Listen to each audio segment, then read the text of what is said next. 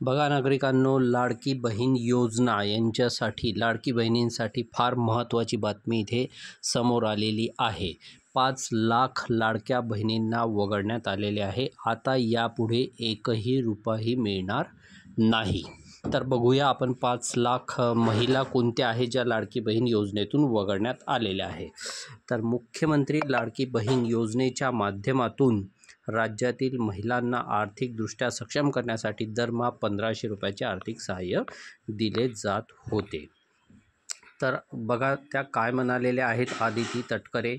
मुख्यमंत्री लाडकी बहीण योजनेच्या माध्यमातून राज्यातील महिलांना आर्थिकदृष्ट्या सक्षम करण्यासाठी 1500 रुपयाचे आर्थिक सहाय्य दिले जातात. राज्य सरकारने मागील वर्षी जुलै महिन्यात ही योजना सुरू केल्यापासून 7 हप्त्यांचे पैसे महिलांच्या खात्यात जमा करण्यात आलेले आहे.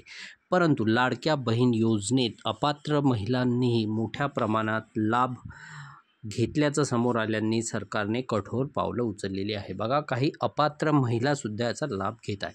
खोटी कागदपत्रे माहितीच्या आधारे ज्यांनी योजनेचा लाभ घेतला आहे अशा लाभार्थ्यांना गुन्हे दाखल करण्याचे आदेश राज्य सरकारने काही दिवसांपूर्वी दिले होते.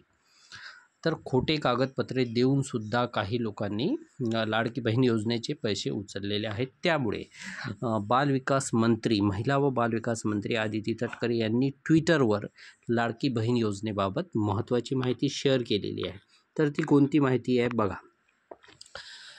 मंत्री आदिती तटकरे यांचं ट्विट बघा. मुख्यमंत्री माझी लाडकी बहीण योजना दिनांक 28 जून 2024 व 3 जुलै 2024 रोजी निर्गमित करण्यात आलेला शासन निर्णयानुसार अपात्र ठरणाऱ्या महिलांनी योजनेतून वगळण्यात येत आहे.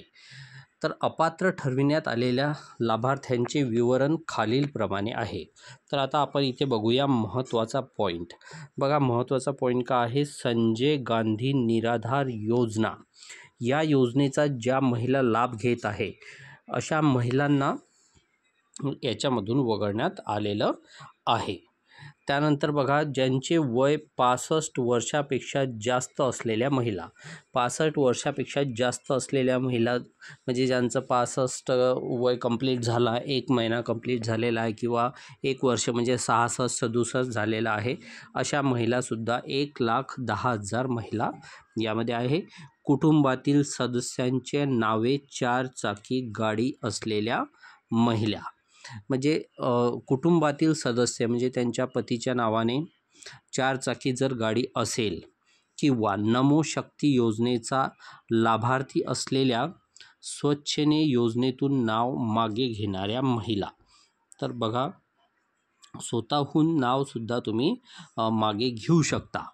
नमो शक्ती योजनेच्या लाभार्थी जर असेल तर त्या महिला आहे 1,60,000 महिला.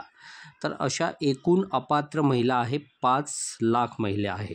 संजय गांधी निराधार योजनेच्या महिला आहेत 2,30,000. तर या पद्धतीच्या टोटल 5 लाख महिला यामध्ये आहे ज्यांना PM किसान योजनेचे सुद्धा पैसे मिळत असेल. या पद्धतीच्या जर महिला असेल तर असा हा टोटल आकडा त्यांनी काढलेला आहे 5 लाख.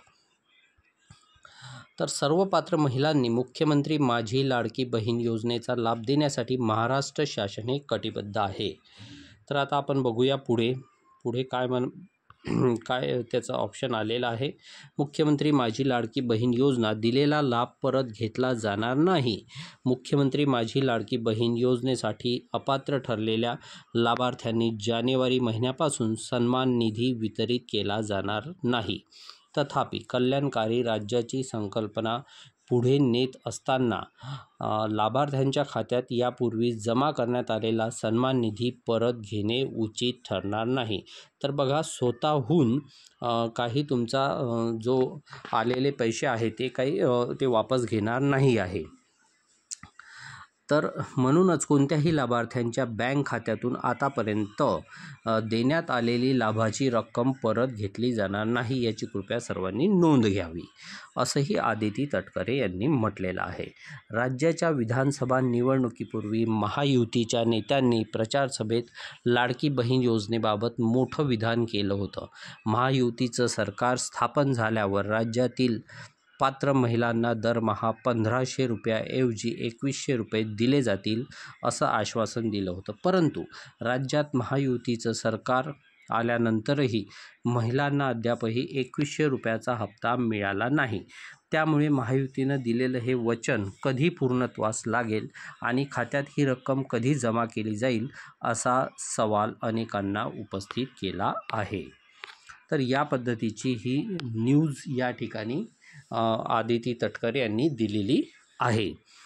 तर या पद्धतीची लेटेस्ट माहिती आपण आपल्या या चॅनलवर देत असतो. या व्यतिरिक्तसुद्धा काही न्यूज तुम्हाला जर बघायच्या असतील तर आपण आपल्या चॅनलवर देत असतो. तर या चॅनलला तुम्ही लाईक करा, शेअर करा आणि सबस्क्राईब नक्की करा. धन्यवाद.